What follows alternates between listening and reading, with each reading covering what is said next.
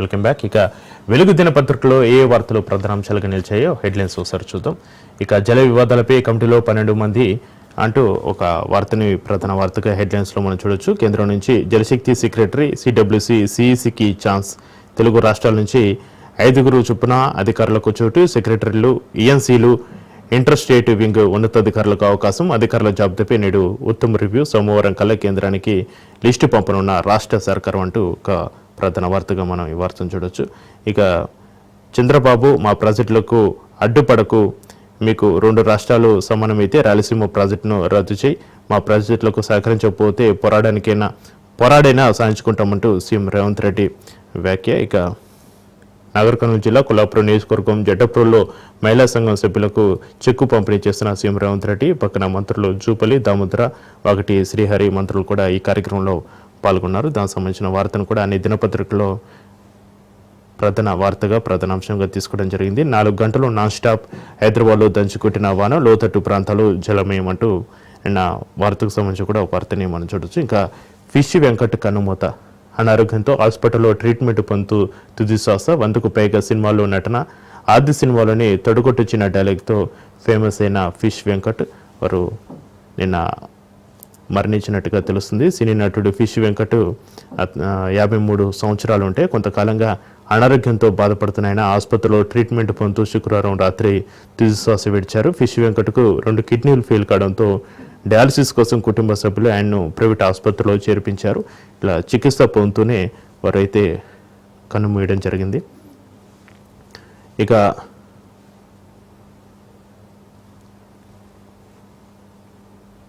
Srisailam dam రిపేర్లు, టెలిమీటర్లపైనే సీఎంలు చర్చించారు. కేంద్రం ఫెసిలిటేటర్గానే వ్యవహరించింది అంటూ కిషన్ రెడ్డి అప్పట్లో కేసీఆర్ బేసిన్లు భేషజాలు లేవన్నారు, ఇప్పుడు మరోలా మాట్లాడుతున్నారని విమర్శలు చేశారు.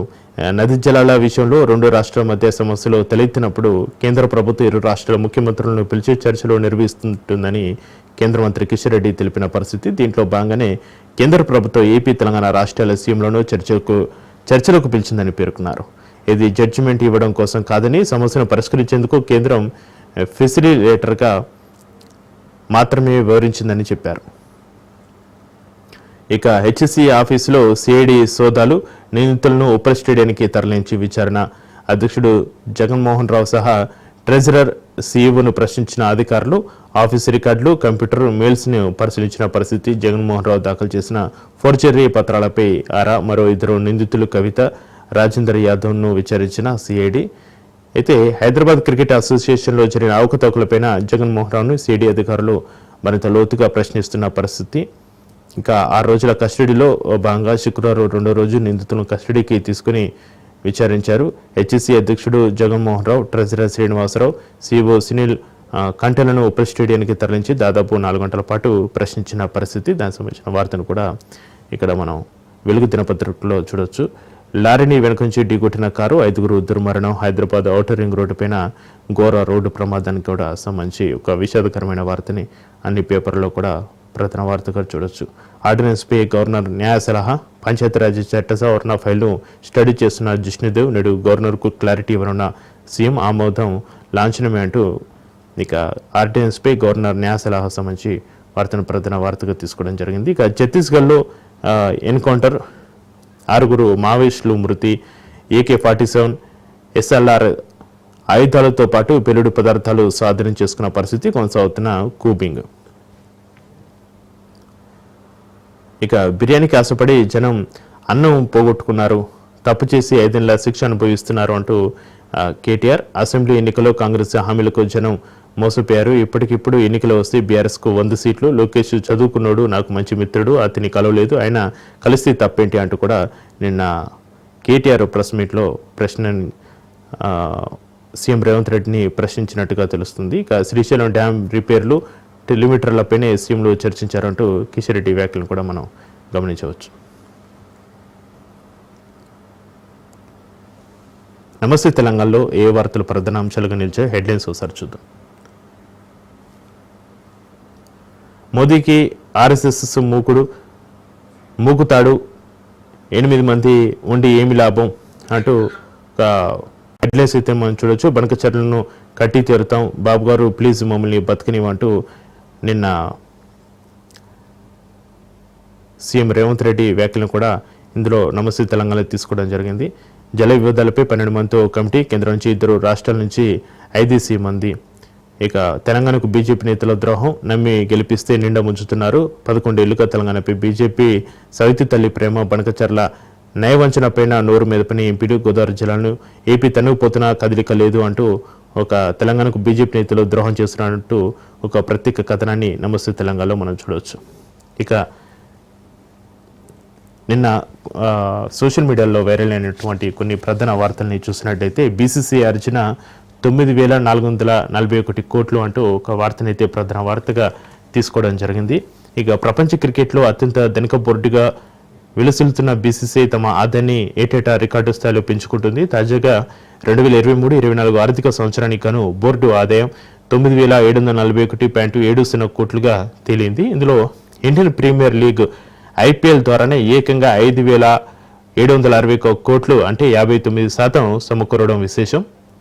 ఇక 2007లో ఐపీఎల్ మొదలైనప్పటి నుంచి బోర్డు ఖజానాకు ప్రధాన ఆదాయ వనరుగా మారింది. మరోవైపు బోర్డు దగ్గర దాదాపు 30,000 కోట్లు రిజర్వులో ఉండగా దానిపైన వచ్చే వడ్డీ ఏడాదికి 1,000 కోట్లు అంటూ బీసీసీ అర్జున 9,741 కోట్లు ఉన్నటువంటి మాటని ప్రధాన వార్తగా తీసుకోవడం జరిగింది.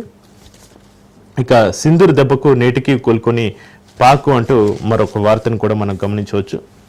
పాల్గమ్ ఉగ్రదాడికి సమాధానంగా భారత్ చేపట్టిన ఆపరేషన్ సింధూర్ పాకిస్తాన్ పైన తీవ్ర ప్రభావం అయితే చూపుతుంది. ఆ దెబ్బకు పాకిస్తాన్ ఇప్పటికీ కోలుకోలేని పరిస్థితి కనిపిస్తోంది. ఆపరేషన్ పూర్తి 2 నెలలు దాటినా కూడా రహీం యార్ ఖాన్ వైమానిక స్థావరాల్లో భాగమైన ఒకే ఒక రన్వే ఇప్పటికీ అందుబాటులోకి రాలేదు. దాన్ని మూసివేతను పాక్ ప్రభుత్వం 3వసారి పొడిగించింది. ఆగస్టు 5 వరకు రన్వే మూతపడి ఉంటుందని కూడా పాకిస్తాన్ తాజాగా ప్రకటన అయితే విడుదల చేసింది. ఇక మే 10న భారత దాడి నేపథ్యంలో పాక్ జారీ చేసిన తొలి ప్రకటనలో ఆ వైమానిక స్థావరం వారం పాటు అందుబాటులో ఉండదని కూడా తెలిపింది. ఇక సింధూర్ దెబ్బకు నేటికి పాక్ అయితే కోలుకోలేని పరిస్థితిలో ఉందన్నట్టు ఒక వార్తనైతే మనం ప్రధాన వార్తగా చూడొచ్చు. ఇక చినుకు సిటీ అంతా వణుకు అంటూ నిన్న హైదరాబాద్లో వర్షానికి హైదరాబాద్ అంతా వణికిపోయిన పరిస్థితి.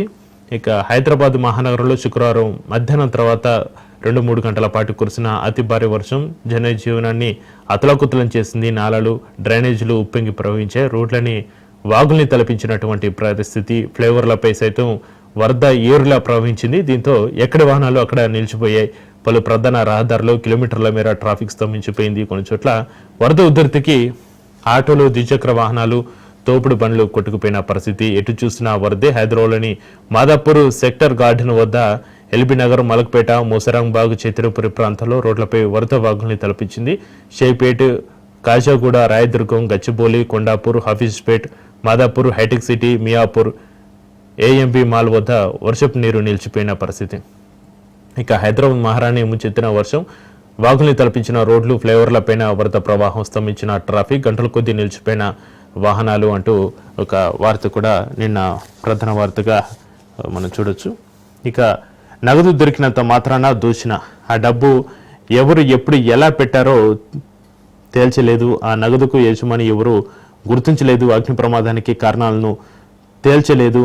అంతర్గత విచారణ అంతా లోపలమయం. హైకోర్టు జడ్జిపై విచారణకు ఆదేశించే అధికారం సిజేఐకి లేదు. సుప్రీంకోర్టులో జస్టిస్ వర్మ పిటిషన్కు సంబంధించి ఒక వార్తనైతే నిన్న మనం ప్రధాన వార్తగా చూడొచ్చు నిలిచింది. ఇక పార్లమెంటు వర్షాకాల సమావేశంలో అభిశంసన తీర్మానం ప్రవేశపెట్టనున్న నేపథ్యంలో ఢిల్లీ హైకోర్టు మాజీ జడ్జి జస్టిస్ యశ్వంత్ వర్మ సుప్రీంకోర్టును అయితే ఆశ్రయించిన పరిస్థితి. తన అధికారిక నివాసంలో పెద్ద ఎత్తున దొరికిన నగదుకు భారత ప్రధాన న్యాయమూర్తి నియమించిన 3 సభ్యుల విచారణ కమిటీ తనను దోషిగా నిర్ధారించడానికి చేపట్టిన ప్రక్రియ చట్టబద్ధతను ఆయన ప్రశ్నించారు.